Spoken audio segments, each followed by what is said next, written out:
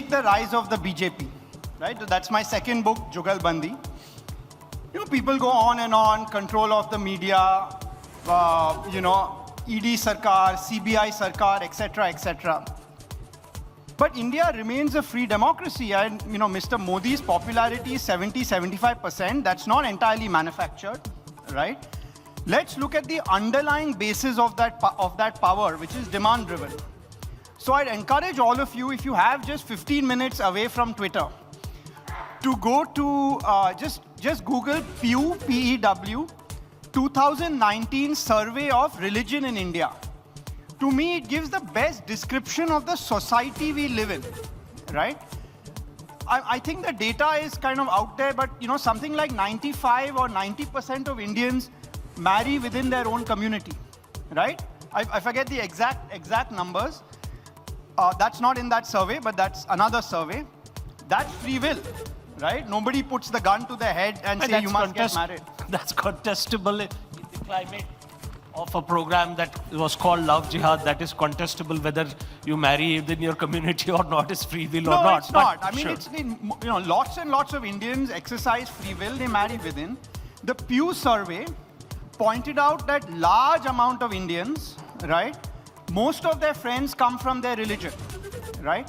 Most of the people they live with come from their religion, right? But at the same time, they are tolerant to people from other religions. We don't live in Switzerland. We live in India, right?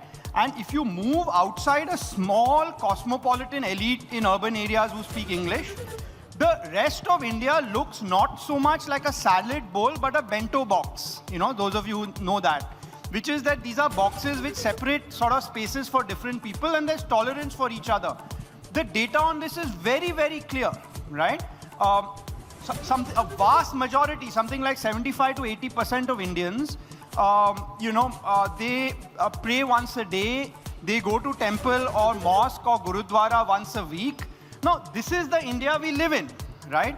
So is it any surprise that you get politicians who kind of make an argument on the basis of identity, and retail politicians who respond to the demand to provide certain kind of politics? Like, how did we even think that the kind of liberal constitutionalism that is prevalent in Western Europe, if you believe in a true democracy, right, will be reflected in India? Indian politics will reflect Indian society, and we are seeing some urbanization, but endogamy hasn't changed hugely, right? Friendships among people hasn't changed hugely. At the same time, there is an underlying undercurrent of tolerance. So that, at best, we would expect our politics to reflect that.